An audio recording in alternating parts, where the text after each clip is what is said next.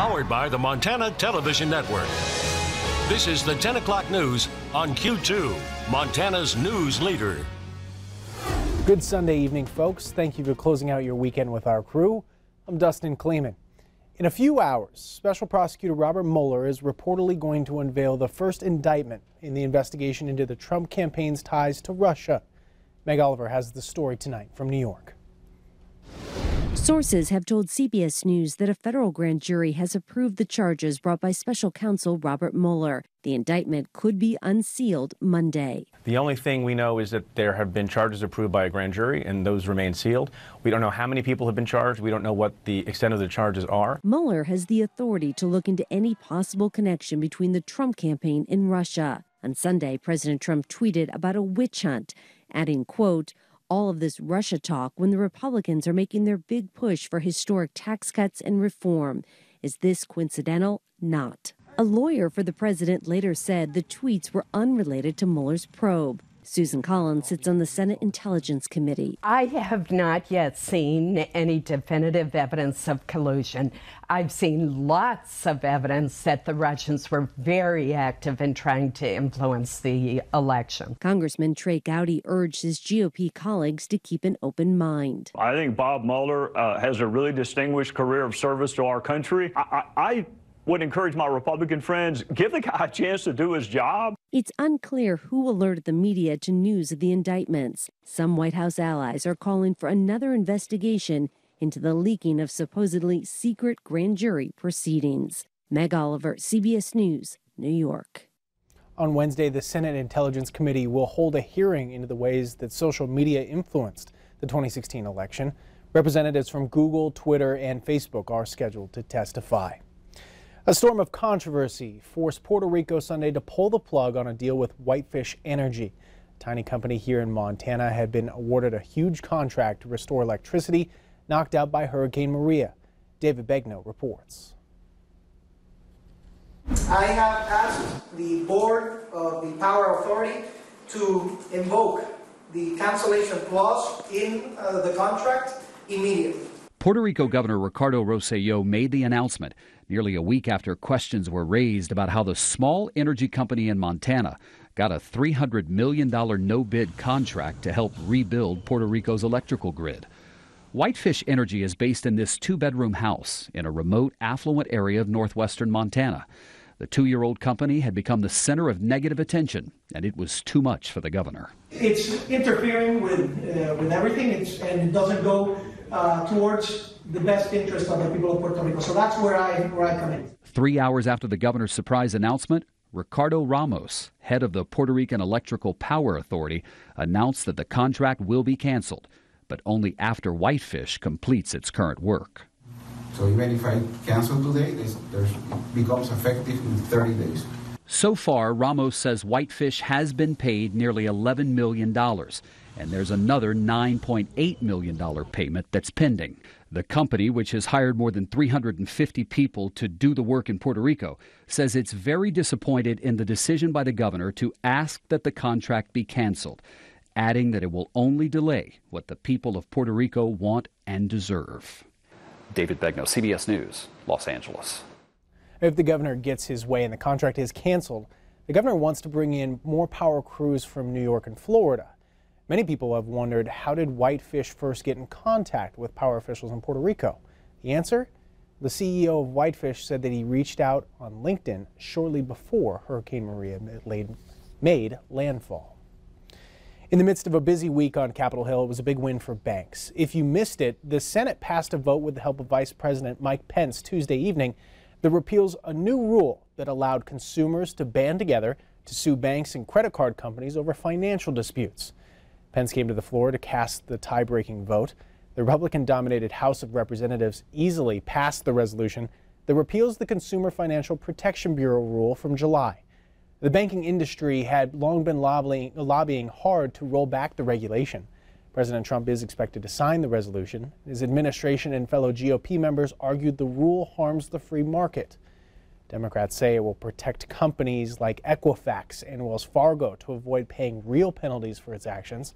It also bars regulators from instituting a similar ban in the future. Back here in Montana, a man wanted on a felony arrest warrant in Utah was arrested in Livingston after leading officers on a high-speed chase Saturday. Park County Sheriff's Office received a call of an erratic driver westbound being all over the road, speeding, slamming on brakes, and traveling in excess of 100 miles per hour on I-90.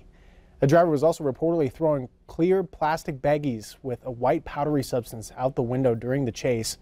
Brian Wells lost control of the vehicle and it rolled into the ditch. He was arrested by police and booked into the Park County Detention Facility. A family is still searching for their son after he went missing on Friday here in Billings. 13-year-old Elias Miguel Nava was last seen leaving Riverside Middle School. Nava stands at 4'7" with dirty blonde hair, hazel eyes. He was last seen wearing black shoes, blue or black jeans, and a black shirt. If you have any information of his whereabouts, please contact Billings Police. Law enforcement agencies are examining how troopers and deputies patrol our roadways. In the wake of Deputy Mason Moore's tragic death this past May, authorities are taking a closer look at how these officers stay safe while patrolling solo. Does that bother me and does that scare me as a sheriff? Absolutely. I mean, that could have been one of my deputies. Montana's Gallatin County, 2,600 square miles, an area twice the size of Rhode Island, and just 36 sheriff's deputies to patrol it, each one riding alone. For instance, if you get called out to a bar fight or a domestic disturbance in Big Sky, your nearest backup is either coming from West Yellowstone or Bozeman. So you're talking a half an hour. It was just last May when Broadwater County Sheriff's Deputy Mason Moore was tragically shot and killed while patrolling alone along this stretch of Highway 287. It's left many wondering, how can the authorities keep our deputies and troopers safe? And a big part of it is relying on surrounding law enforcement. The fortunate thing is we work very closely with the Sheriff's Office, the police departments, MSUPD, Fish and Game, Forest Service. We can all hear each other. So when something large occurs, everybody can respond to that and essentially back each other up. Going solo isn't out of the ordinary. For Montana Highway Patrol and the Gallatin County Sheriff's deputies, it's the norm. Yeah, especially for the county. It's just, that's the way our schedule's set up. And it'd actually be odd to ride with somebody unless you're on training or something. It's always in the back of your mind, especially when you know there's certain situations where maybe no one's close at all. And I think it definitely is something you think about. But at the same time, you know, if you have to go do somebody or somebody needs help, you gotta go. So I think you just remember that and do what you can to keep yourself as safe as possible.